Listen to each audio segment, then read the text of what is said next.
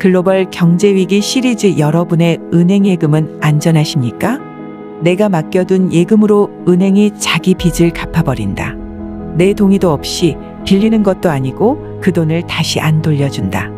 그리고 이런 것이 합법이 될 수 있다. 이게 무슨 말일까요? 안녕하세요. 퍼펙트 스톰과 같이 전 세계 대공황의 위기가 다가오고 있습니다. 이런 급변하는 글로벌 위기 상황과 성경에서 예언하고 있는 마지막 때를 준비하기 위한 여러 가지 지혜를 함께 공유하는 채널 마인드너츠의 아가입니다. 우리가 알아야 하는데 학교에서나 관련 기관에서 친절하게, 아니 어쩌면 일부러 잘 안 가르쳐 준 것 같은 중요한 사실들, 그리고 지난 역사의 패턴 분석들 통해 우리가 구체적으로 준비할 만한 점들에 대해 공유하고자 합니다. 이번 영상은 금융과 은행 시스템에 대한 시리즈의 연속으로 앞에서 다룬 CBDC와 은행의 지급준 비율 관련 영상들을 아직 못 보셨다면 영상 아래 링크를 남겨놓을 건데 꼭 함께 시청하시기 바랍니다. 이제 본론 들어갑니다.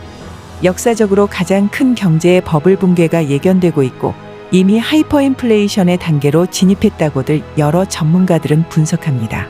제가 참조하는 전문가들은 모두 착한 전문가들의 하나입니다.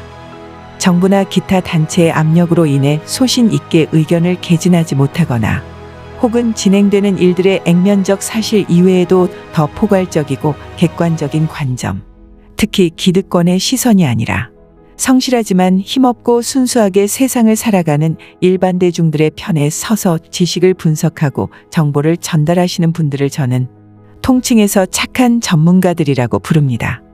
위기 극복을 위한 가장 현실적인 방법은 장차 다가올 위기가 구체적으로 어떤 식으로 진행될는지 그 패턴이나 구체적인 예시적 상황이 머릿속에 잘 그려질수록 우리는 더 지혜롭게 그 위기를 극복해 나갈 방법을 떠올릴 수 있습니다.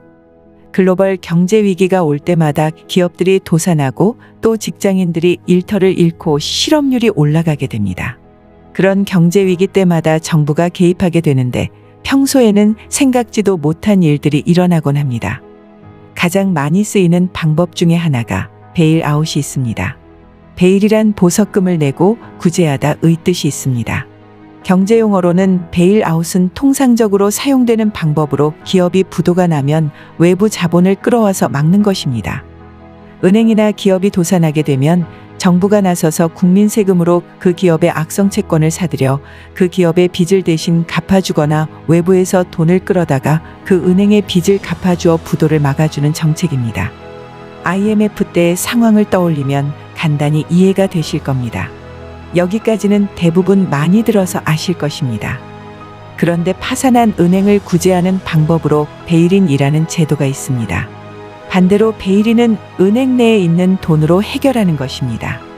은행 내부의 돈이라면 예금자들이 은행에 맡겨놓은 돈입니다.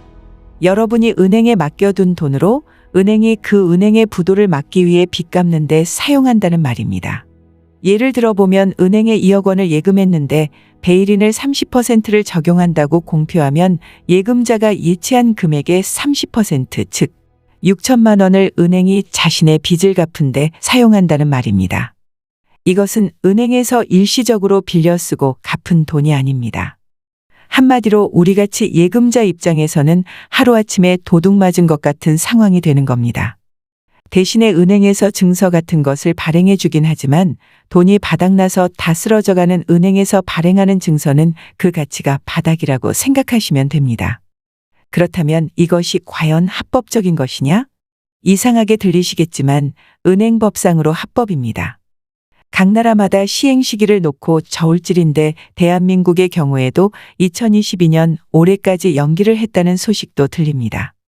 2008년 앨런 사태를 시작으로 촉발된 금융위기 이후에 그 당시 적절한 조치 없이 서둘러 미봉책으로 사태를 덮어버렸기 때문에 이번에 터지는 글로벌 경제 위기는 더 심각할 뿐만 아니라 역대급이 될 거라는 전망들이 많습니다.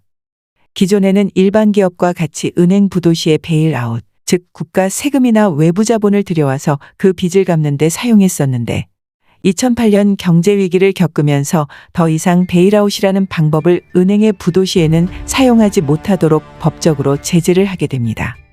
그래서 은행이 가만히 있었을까요? 그럴 리가 없겠죠? 대신에 전 세계 G20 나라들이 모여 2014년 말에 은행 부도시 베일인 방법을 사용할 수 있도록 새로운 법을 만들었습니다. 슈프라 내셔널 러라는 법안에 은행 베일인 법을 포함시켜 사인했습니다. 미국, 유럽 그리고 대한민국 등 전 세계 G20 나라에서는 이렇게 예금을 가져다가 은행 빚을 갚는 것이 합법이 되어버렸습니다. 보통 베일인 퍼센트로는 25%나 30%가 거론됩니다. 이런 상황이 잘 실감이 안 되신다고 생각될 수 있습니다. 그런데 작년 말 12월부터 전체 은행들 대상으로 베일인 정책에 대해 세부 절차 등을 소개하는 안내문서가 완성되어 배포되기 시작했고, 많은 착한 전문가들은 은행의 베일인으로 인해 여러분들의 예금이 인질로 잡히지 않도록 예의주시하라는 경고를 끊임없이 내보내고 있습니다. 많은 전문가들은 은행의 예금을 분산하거나 더 적극적인 방법으로는 매월 공과금이나 바로 지출할 금액 이외에는 은행에 잔고를 남겨두지 않는 사람들도 많이 나타나고 있습니다. 예금 지급준 비율이 거의 제로 상태로 내린 부분에 대해선 앞선 영상에서 다루었으니 참고 바랍니다. 역사적으로 은행의 베일인이 실행된 경우는 이미 여러 차례 있었습니다. 그 중에 하나로 거론되는 사건이 지중해 남쪽에 위치하고 현재는 EU에 속한 국가 중 하나인 사이프러스에서의 베일인 사건입니다. 갑자기 전체 은행들이 문을 닫고 휴업을 선언합니다. 그리고 예금 중에 30%를 베일인 발표를 하고 일시에 시행한 사례가 있습니다. 1억 원 예금의 3천만 원이 은행이 자기 빚을 갚는데 사용이 된 것입니다. 물론 사전 예고나 동의 절차도 없이 집행이 됩니다. 놀라서 달려간 예금주들은 은행으로 달려갔지만 현금을 인출할 수 없었고, 그래서 성난 일부 사람들은 ATM 기기를 부수는 등 극렬한 저항이 있었지만 이미 일이 진행되어 버린 터라 어쩔 방법이 없었습니다. 앞서 말씀드린 것처럼 현재의 은행법은 은행이 하나의 기업임에도 불구하고 일반적인 기업법과는 달리 이상하게 변형되어 있다는 지적이 많습니다. 은행에 아주 유리하게 설정이 되어 있는 것입니다. 그리고 앞선 영상에서 나눈 것처럼 현행 은행법상 우리가 예금을 하면 우리는 우리 돈을 잠시 은행에 맡겨 놓는 거라고들 생각하고 삽니다. 하지만 현실 은행법상 의미는 예금하는 사람이 은행에다 돈을 빌려주는 것입니다. 그래서 예금을 인출하면서 우리가 현금이라고 받는 지폐에는 분명히 중앙은행에서 발행한 어음이라고 적혀 있습니다. 앞서서 올렸던 영상, 뭐야? 내 지폐돈이 어음이라고 라는 제목의 영상을 참고하시기 바랍니다. 우리가 누군가에게 돈을 빌려주었는데 그 사람이 파산 신청을 하게 되면 빌려준 돈의 전체 금액을 다 돌려받지 못합니다. 그 사람이 더 갚을 여력이 없으니 원래 받아야 할 돈의 일정 %만 계산되어서 그나마 어렵게 일부분이라도 회수할 수 있으면 다행이다 싶을 정도의 돈만 돌려받을 수 있는 것 같은 상황이라고 보시면 됩니다. 여러분, 열 받으신다고요? 그러게 말입니다. 기존의 기사들을 보면 반대가 심하니 베일인은 절대 고려 안 한다, 그런 기사들도 제법 접하실 겁니다. 그런데 하이퍼 인플레이션 경제 위기에는 전대미문의 사건들이 많이 일어납니다.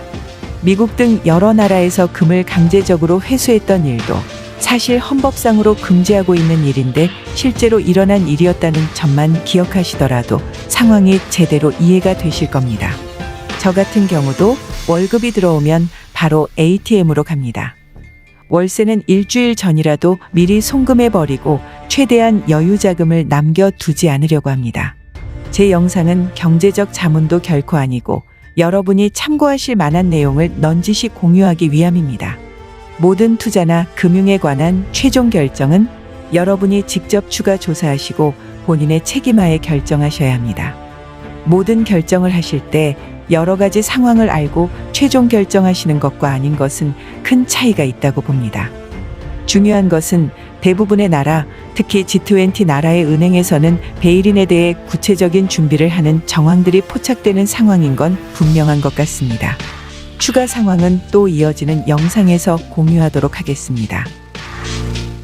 여러분, 모쪼록 타락된 이 세상을 의지하지 마시고 진실로 참된 도움 되시고 선한 목자 되시는 예수님을 꼭 만나셔서 매 순간 마음의 평강과 인도하심을 받으시길 기도합니다. 감사합니다.